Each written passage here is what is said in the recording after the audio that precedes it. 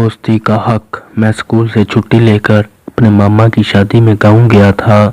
ایک ہفتہ اسکول سے غائب رہنے کے بعد اسکول آیا تو مجھے کلاس میں کچھ کمی سی محسوس ہوئی۔ دراصل میرے سامنے بیٹھنے والا شہزاد اپنی سیٹ پر موجود نہیں تھا۔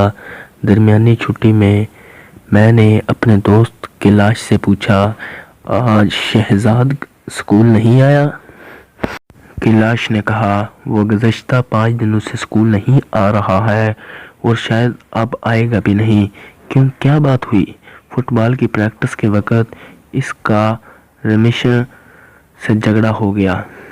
اپنے دوستوں کے ساتھ مل کر اس نے شہزاد کو بہت مارا، اس کا بستہ پھینک دیا اور کپڑے بھی پھاڑ دیے۔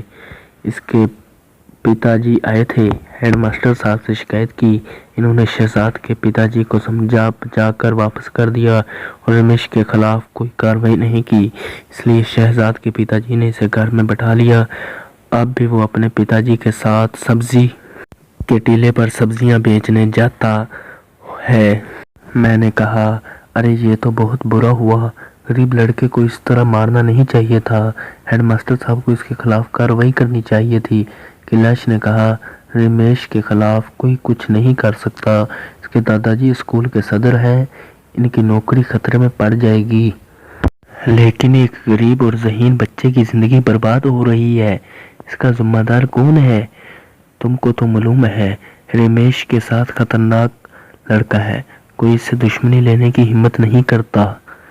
میں نے کہا، میں ہمت کروں گا، ایک ذہین لڑکے کی تعلیم کا سلسلہ ختم نہ ہونے پائے، اس کے لیے میں رمیش سے ٹکراؤں گا۔ تم کیا کرو گے؟ میں اس کے دادا جی سے اس کی شکایت کروں گا، وہ اپنے دادا جی سے بہت ڈرتا ہے اور اس کے دادا جی بہت نیک آدمی ہیں۔ کیلاش نے کہا، اچھے سے سوچ لو، رمیش سے دشمنی مول لینا تمہارے لیے بہت خطرناک ثابت ہو سکتا ہے۔ میں ہر خطرے سے نمٹوں گا تاکہ ایک بچہ تعلیم حاصل کر سکے، کچھ بن سکے۔ اسکول سے چھٹی ہونے کے بعد میں گھر آیا اور شہزاد کی اچھائیاں، ذہانت اور کھیل کود میں اس کی عمدہ کارکردگی کو بیان کرتے ہوئے رمیش کی بری حرکتوں کی بابت ایک تفصیلی خط لکھا اور شام کے وقت رمیش کے گھر پہنچ گیا۔ مجھے معلوم تھا کہ اس وقت اس کے دادا جی گھر میں ہی رہتے ہیں اور یہی وقت ہوتا ہے جہاں رمیش فٹ بال کی پریکٹس کر کے گھر آتا ہے۔ میں ان کے گھر میں داخل ہوا تو اس کے دادا جی سامنے بیٹھک کے کمرے میں بیٹھے ہوئے کوئی اخبار دیکھ رہے تھے۔ میں پرنام کر کے ان کے سامنے جا کر کھڑا ہو گیا۔ وہ حیرت سے میری طرف دیکھنے لگے۔ میں نے کہا، میرا نام شرد ہے، میں اسکول میں رمیش کے ساتھ پڑھتا ہوں۔ اتنا کہہ کر میں نے وہ تفصیلی خط دادا جی کے ہاتھ میں دے دیا۔ جیسے جیسے وہ خط پڑھتے جا رہے تھے ان کے چہرے کا رنگ تبدیل ہوتا جا رہا تھا۔ جیسے ہی انہوں نے خط پڑھ کر ختم کیا، بس اسی وقت رمیش گھر میں داخل ہوا۔ مجھے اپنے گھر میں دیکھ کر بہت حیران ہوا۔ دادا جی کے ہاتھ میں چھڑی موجود تھی، وہ غصے سے ان کے ہاتھ تھر تھر کانپ رہا تھا۔ رمیش معاملے کو نہیں سمجھ پایا۔ دادا جی کو نمستے کہہ کر وہ ایک طرف کھڑا ہو گیا۔ دادا جی اپنے جگہ پر کھڑے ہو گئے، رمیش کے قریب گئے اور ایک زوردار تمانچہ اس کے گال پر مارا اور کہا، اپنی طاقت اور دولت کا غلط استعمال کر رہے ہو تم، شہزاد کو تم نے کیوں مارا؟ دادا جی، وہ مجھ سے منہ زوری کر رہا تھا۔ اچھا، کھیل کے دوران کچھ کم یا زیادہ ہو جائے تو تم اسے مارو گے؟ ایک غریب لڑکے کی زندگی برباد کرنا چاہتے ہو تم ابھی میرے ساتھ اس کے گھر چلو اور پیر پکڑ کر اس سے معافی مانگو، چلو میرے ساتھ۔ اور پھر انہوں نے مجھ سے کہا، تم بھی ہمارے ساتھ چلو۔ دادا جان نے اپنی کار نکلوائی اور ہم شہزاد کے گھر کی طرف چل دیے۔ جھونپڑی کی حد شروع ہوئی، رات ہو چکی تھی۔ میں نے ایک جگہ کار رکوائی، چند گلیوں کو پار کر کے ہم ایک جھونپڑے کے سامنے رک گئے۔ دروازہ کھلا ہوا تھا، اندر ایک بلب جل رہا تھا۔ ایک کونے میں کھانے پکانے کا سامان رکھا ہوا تھا، دوسرے کونے میں ایک عورت سلائی مشین پر کپڑے سی رہی تھی۔ قریب ہی ایک لڑکی چٹائی پر بیٹھ کر کچھ پڑھ رہی تھی۔ جھونپڑے کے باہر شہزادہ اپنے پتا جی کے ساتھ ہاتھ ٹیلے کے پاس کھڑا ہوا تھا اور ہاتھ ٹیلے کی سبزیاں اندر رکھنے میں اپنے پتا جی کی مدد کر رہا تھا۔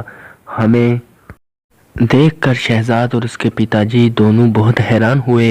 اس سے پہلے کہ وہ کچھ سمجھ پاتے، رمیش کے دادا جی شہزاد کے پتا جی کے قریب پہنچ گئے۔ انہوں نے شہزاد کے پتا جی کو مخاطب کر کے کہا، بھائی جی، میں اس نالائق رمیش کا دادا ہوں اور اسکول کا صدر بھی ہوں۔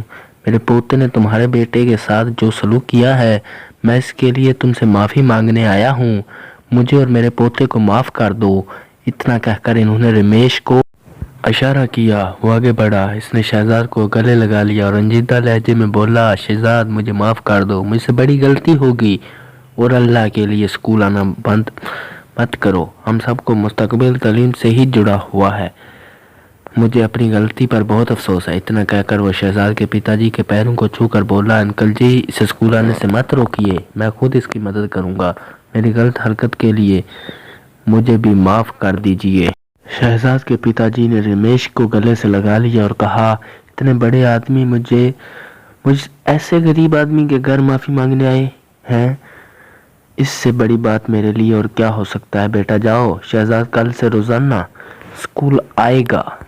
رمیش نے شہزاد سے ہاتھ ملایا، پھر مجھ سے ہاتھ ملا کر بولا، شرط تم نے شہزاد سے اپنی دوستی کا حق ادا کیا، مجھے بھی اپنی غلطیوں کا احساس دلا دیا، بہت بہت شکریہ۔ ہم لوگ کار میں بیٹھ کر وہاں سے واپس ہو گئے۔